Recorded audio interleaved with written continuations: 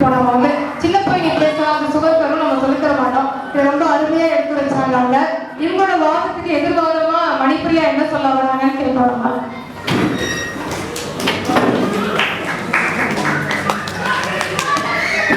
வந்திருக்கும் பாசத்திற்குரிய நடுவர்களே, பொய் சொல்வது சுமையே என பொய் சொல்வது எதிரணியினரே, உள்ளதை உள்ளவாறு பேசும் நெம்மணியினரே, இங்கு அமர்ந்திருக்கும் அவையோர் அனைவருக்கும் முதற்கண் வணக்கம். பொய்மையும் வாய்மையிடத்த குறை தீர்ந்த நன்மை பயக்குமே, குற்றமற்ற நன்மையை தரும் பொய்யும் மெய்யாகும், இது வள்ளுவனின் வாக்கு. இப்ப வந்து நான் எடுத்துட்டேன்னா எல்லார் வீட்லையும் பிள்ளைங்களுக்கு வந்து அம்மா என்ன ஊற்றி பொய் சொல்லிதான் சோறு ஊட்டுறான். இங்க பாரு கூட்டாளி வந்துடும், சாப்பிட்டு இல்லாட்டி தூக்கிட்டு போயிடுவான், ஏதாவது ஒரு சின்ன சின்ன பொய் சொல்லிதான் முதல்ல தாய் கூட்டு போதே பொய் சொல்லிதான் வந்து ஊட்டுறான். அப்ப வந்து சாப்பிட்றதுனால அதுக்கு அந்த சோற்றோட சத்தம் எடுத்து நம்மளுக்கு வந்து அப்படியே சோறு முடிச்சாங்கன்னு ஒரு திருப்தியும் இருக்கு. ஒரு சின்ன பொய் சொல்றதுனால இதுல தப்பே இல்லைங்க. இப்ப எங்க ஸ்கூல்ல எடுத்துட்டீங்கன்னா பிள்ளைங்களாம் சொல்லுங்க, டீச்சர் நீங்க ரொம்ப அழகா இருக்கீங்க, ஐஸ்வர்யா ராய் மாதிரி இருக்கீங்க அப்படின்னு. எனக்கு தெரியும் அவங்க பொய் தான் சொல்றது, எனக்கு இருந்தாலும் நான் மனசுக்குள்ள நினைச்சு பார்க்கும்போது நம்மளே பிள்ளைங்க அப்படி சொல்றது இல்லையா, அது ஒரு நிமிஷம்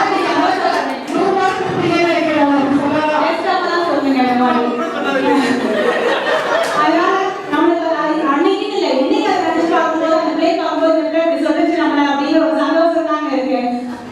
இப்ப என் பையன் எடுத்துக்கிட்டேன்னு வச்சுக்கோங்க, அவன் வந்து மேத்ஸ் எக்ஸாம் முடிச்சுட்டு வந்து கேட்டேன், எப்படி எழுதியிருக்க அப்படின்னு கேட்டேன். ரொம்ப நல்லா எழுதியிருக்கேம்மா அப்படின்னா. எனக்கு தெரியும் அவங்க அப்பா மாதிரி நல்லா படிக்க மாட்டாங்க,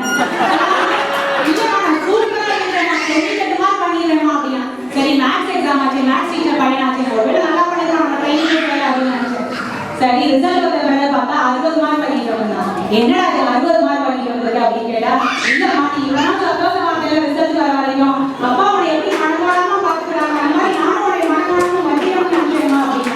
சரி அவன் மார்க் கம்மியா வாங்கி வந்தது கூட எனக்கு கவலையா இல்லை, அவன் வந்து இவ்வளவு பேசுறாங்க, சரி பேசி தருவாங்க எங்க போனாலும் அவன் குறைச்சிருவான், அது சந்தோஷம் தாங்க பட்டேன். இப்ப வந்து பீடிஎம் நடக்கும், பீடிஎம் அப்பா வந்து என்ன ஆகும் அப்படின்னா பேரண்ட்ஸ் டீச்சர் பண்ணிட்டீங்கப்பா பிள்ளைகள்லாம் வந்து அப்பா அம்மாவோட உட்கார்ந்துருப்பாங்க, அப்படியே ரொம்ப பவ்யமா இந்த கூட பார்க்க முடியுமா அப்படிங்கிற மாதிரி உட்கார்ந்துருப்பாங்க.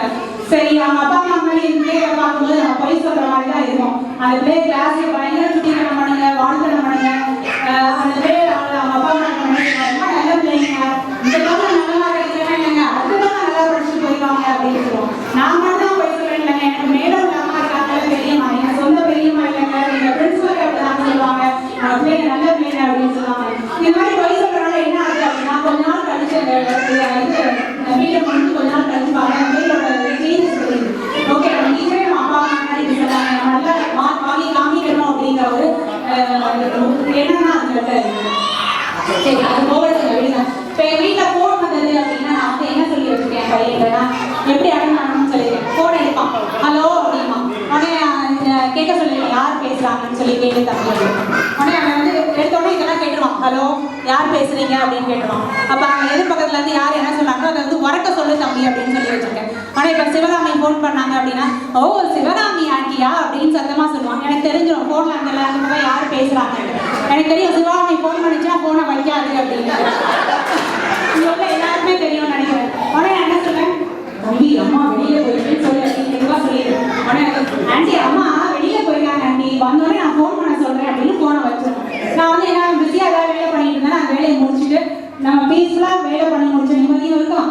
அதுக்கப்புறம் நம்ம எப்போ டைம் கிடைக்குதோ அப்போ உட்காந்து நான் வந்து ஃபோன் பேசி அந்த மேட்டரையும் தெரிஞ்சுப்பேன். ஒரு சின்ன பொய் தாங்க, இதனால ஒன்றும் தப்பு இல்லை, நம்ம வேலையை பீஸ்ஃபுல்லா முடிச்ச ஒரு மன நிறைவு வந்து நம்மளுக்கு வந்து இருக்கும்.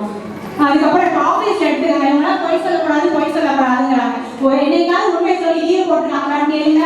நம்மளுக்கு எத்தனை பண்டிகைகள் இருக்குது, தீபாவளி பொங்கல் பிள்ளையார் எத்தனை பண்டிகை இருக்கு.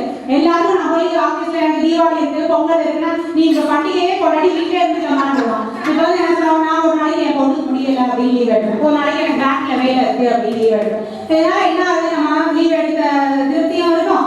ஒரு படி தான் சொன்னோம், ஒரு நாள் லீவ் எடுப்போம், நம்ம குடும்பத்தோட சேர்ந்து பண்டிகைகளையும் கொண்டாடுவோம், சாமி கும்பிடுவோம், அந்த புண்ணியமும் நம்மளுக்கு வந்து கிடைக்கும். ஒரு சின்ன சின்ன பொய் சொல்றதுனால தப்பே இல்லைங்க. இப்போ வந்து வேலை தேடுற இளைஞர்களை தேடிட்டாங்க, அவங்க வந்து ரெசியூம் ரெடி பண்ணாங்கன்னா அவங்களுக்கு தெரிஞ்சதை வச்சு ரெடி பண்ணாங்கன்னா அவங்களுக்கு எல்லாரையும் வேலை கிடைக்கும்னு சொல்ல முடியாது.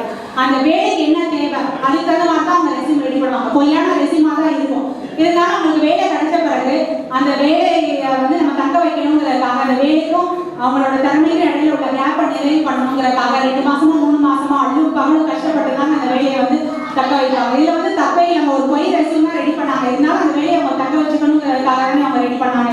அதுக்கப்புறம் அவங்க வந்து ஸ்டாண்ட் பண்ணிடுவாங்க. அதுல எந்த ஒரு தப்புமே இல்லைங்க. ஒரு சின்ன சின்ன பொய் சொல்றதுனால எந்த ஒரு தப்புமே கிடையாதுங்க. இப்போ ஒரு 2 சின்ன பசங்க பேசிக்கிறாங்க, ஒரு கேஜி 1 படிக்கிற பசங்க. டேய் மாப்பிள்ள, உங்க அப்பா எப்பயுமே ரோடு கிராஸ் பண்ணும்போது ரொம்ப பயப்படுறாரா, ரொம்ப நர்வஸ் ஆயிடுறாரா அப்படின்னா, இன்னொரு பையன் ஏண்டா எப்படா மாப்பிள்ள எப்படா சொல்ற அப்படின்னு கேட்குறது, எப்பனாலும் என் கையை பிடிச்சிக்கிறாரா, பிடிச்சதாண்டா கிராஸ் பண்றாரு அப்படின்னு சொன்னாங்க. இந்த ஜோக் நான் எங்கேயோ படிச்சேன்னா இதே தான் எங்க வீட்லயே நடக்குது. என் பொண்ணை கிராஸ் பண்ணும்போது கையை பிடி அப்படின்னா பிடிக்க மாட்டேன். அம்மாவுக்கு பயமா இருக்குப்பா, நீ கையை பிடிச்சி கூட்டிட்டு போப்பானா அழகா கையை பிடிச்சிருக்கோம். ஒரு சின்ன பொய் தான், அவளே கிராஸ் பண்ணி விட்ட நிம்மதி நம்மளுக்கும் இருக்கும். அப்பா கையை பிடிச்சி கூட்டிட்டு போயிட்டோம், அவளுக்கும் ஐயோ அம்மாவுக்கு இது கூட கிராஸ் பண்ண தெரியல, நம்ம தான் கொண்டு போய் கிராஸ் பண்ணி விட்டோம் அப்படிங்கிற ஒரு மனநிலையும் இருக்கும். எல்லாமே ஒரு சின்ன பொய், நம்ம பெரிய பொய்யெல்லாம் ஒன்றும் சொல்ல போறதில்லை. ஒரு சின்ன பொய் சொல்லி அந்த காரியத்தை வந்து நம்ம ஆக வைக்கிறோம், அவ்வளவுதான். ஒரு சின்ன இதோட நம்மளோட நிறைவு செஞ்சுட்டேன். பொய்யிலே பிறந்து பொய்யிலே வளர்ந்த புலவர் பெருமானே. இது கவிஞர் கண்ணதாசன் எழுதியதுங்க. பொய்யில்லாத கவிதையும் இல்லை, பொய்யில்லாத வாழ்க்கையும் இல்லைங்க. சிறு சிறு பொய்கள் சொல்றதுனால நன்மைதாங்க நடக்கும். என்னைக்கும் அது வந்து சுமையா வந்து நம்ம கருதக்கூடாதுங்க அப்படின்னு நடுவர் அவர்கள்